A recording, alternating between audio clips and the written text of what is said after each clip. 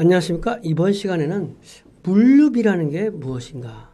물류비의 개념에 대해서 설명하도록 하겠습니다. 물류비용이라고 하는 물류비용은 어떻게 나눠 볼 수 있고 구분해 볼 수 있는가? 이런 부분에 대해서 설명하도록 하겠습니다. 그래서 학습 목표는 물류비용의 개념이 무엇인지, 물류비용을 어떠한 용도별로, 기능별로 나누어 보는 거죠. 그 다음에 물류비를 계산할 때 일반 기준 물류비, 이거는 좀 어떤 관리회계 기준, 관리 기준. 근데 또 세무회계 기준으로 해서 조금 더 이런 좀 복잡하게 아니면 단순하게 하는 물류비를 관리할 수 있다라는 거죠. 관리회계 기준, 이런 재무, 세무회계 기준 이렇게 나누어서 물류비를 구분해서 관리를 하는 개념이 있다라는 부분을 설명하도록 하겠습니다. 그래서 물류비의 개념은 뭐냐? 물류비는 물류활동과 관련되는 비용을 물류비라고 하겠죠. 그래서 물류비는 물류활동을 수행하기 위해서 발생하거나 소비한 경제적인 가치, 물류에 수반되는 비용을 물류비라고 한다는 거죠. 그래서 물류활동에 필요한 사용된 재화나 서비스 원가 또는 비용을 파악하는 것을 물류비다. 어찌됐든 물류를 하면서 비용이 드는 것을 파악해야 합리화를 한다든지 그런 부분이 되겠죠. 그런데 물류비를 계산하는 그런 목적이 뭐냐? 물류비는 물류활동을 수행하는 데 필요한 비용인데 물류비를 계산하는 목적이 뭐냐? 먼저 물류비가 얼마나 들었는지를 알 수 있는 거죠. 물류비를 계산하는 목적은. 그 다음에 물류의 중요성을 또 인식시키는 계기가 되는 거죠. 그 다음에 경영에 있어서 물류비는 원가를 자료가 되는 원가 지표. 물류비는 원가 지표다 이거죠.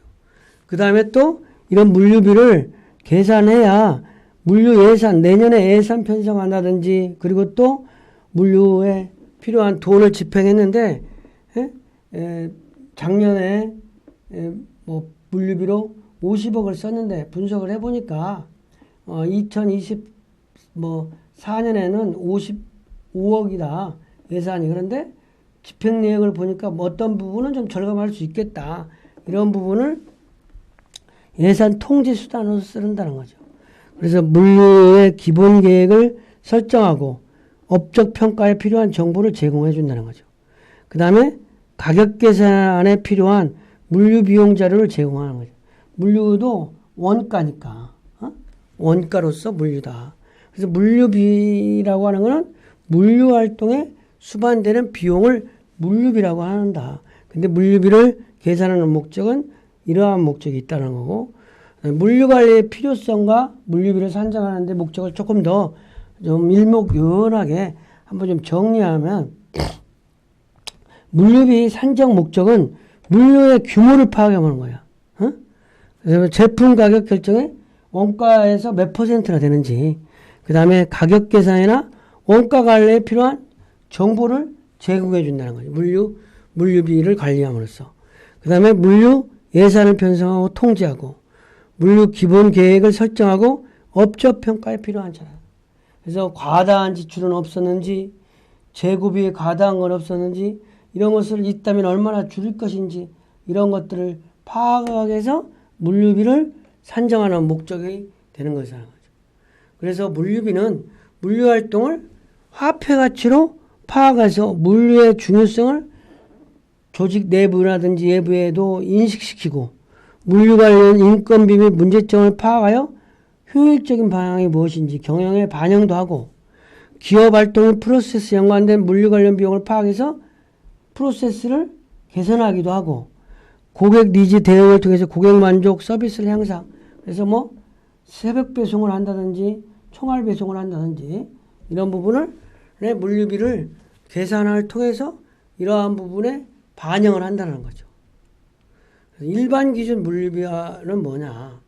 일반 기준 물류비의 개념, 물류비를 먼저 분류를 해보면, 물류비를, 그러니까 물류활동과 관련된, 물류비라고 하는 건 물류활동과 관련된 비용인데, 이거를 조금 더 세목별로 한번 해보면, 영역별로 한번 해볼 수 있겠죠.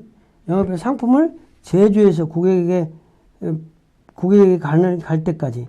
그러면 상품을 제조하기 위해서 원재료 조달, 판매하기 위해서 상품 분류, 판매한 연후의 반품이라든지 회수, 이게 다 영역별로 상품 어떤 판매되기까지, 상품 판매 이후에, 판매 후에 물류비가 되는 거죠.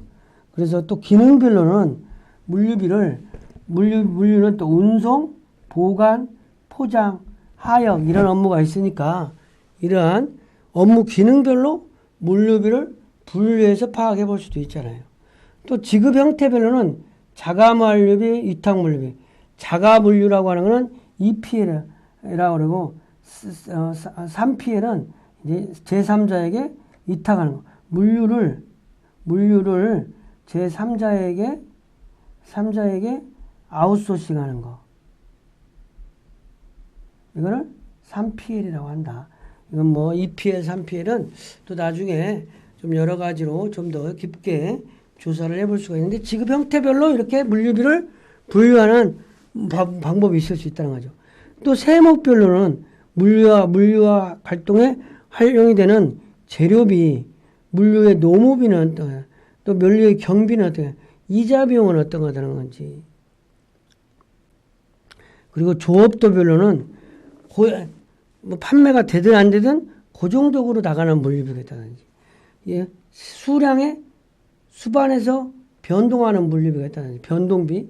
그래서 고정비, 변동비.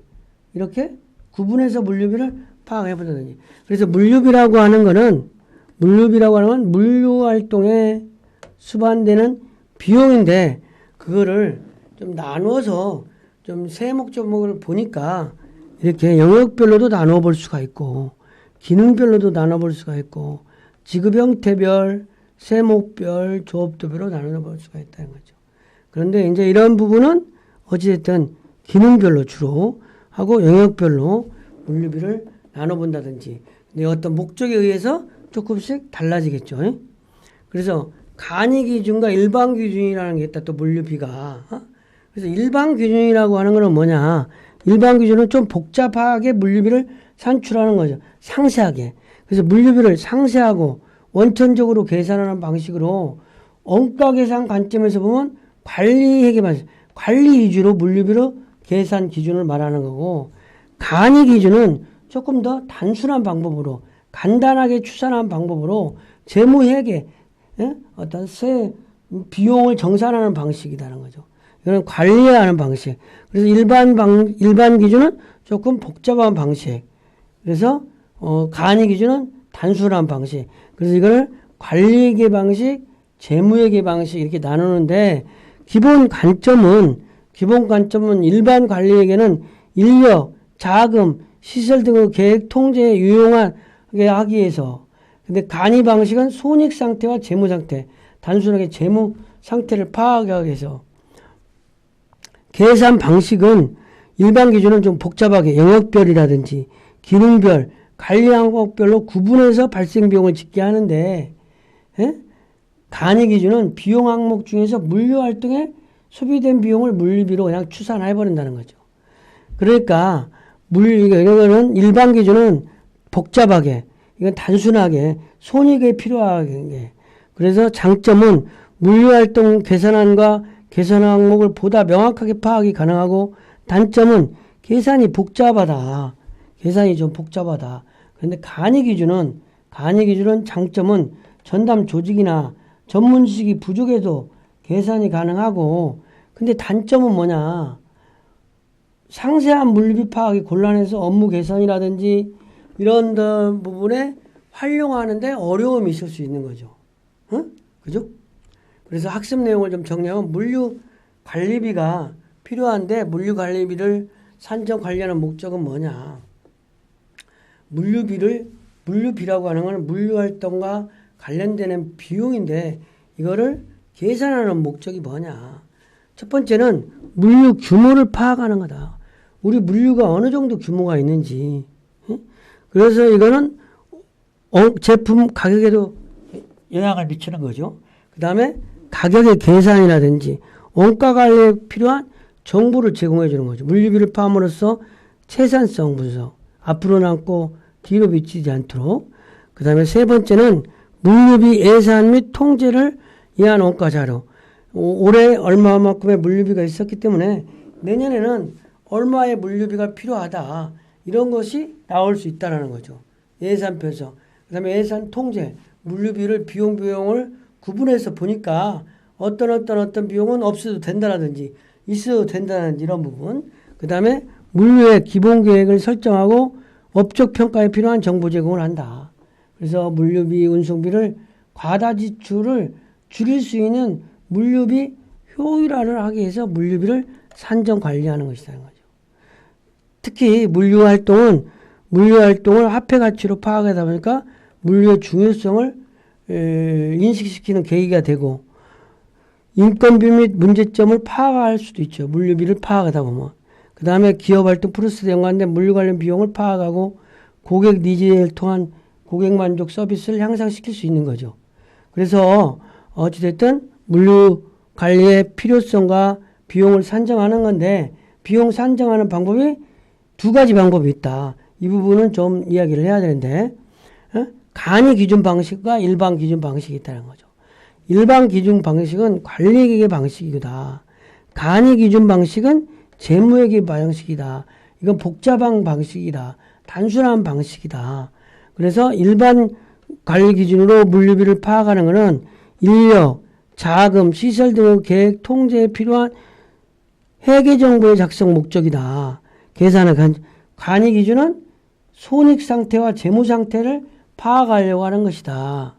그 다음에 계산 방식은 일반 물류비를 영역별, 기능별, 관리 항목별로 구분해서 비용을 짓게 하는데 간이 기준은 비용 항목 중에서 물류 활동에 소비된 비용을 물류비로 추산하는 것이다. 그리고 장점은 관리회계 방식은 물류 활동의 개선안과 개선 항목을 보다 명확하게 파악하고 계산이 복잡하지만 어떤 사무 절차 작업량이 많다는 단점이 있다.